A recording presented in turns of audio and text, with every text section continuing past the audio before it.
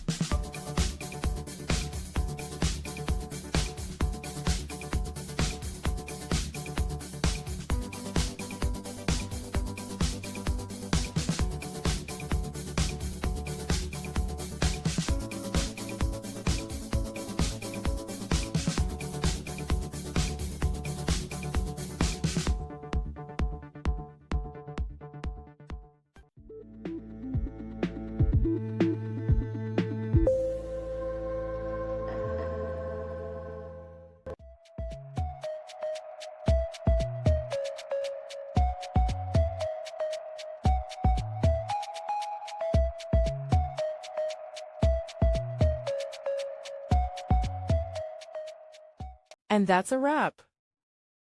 I hope you found the answer you were looking for. If you did, take a second to hit that subscribe button. It really helps out. And let me know in the comments which solution worked best for you. See you next time in the debug zone.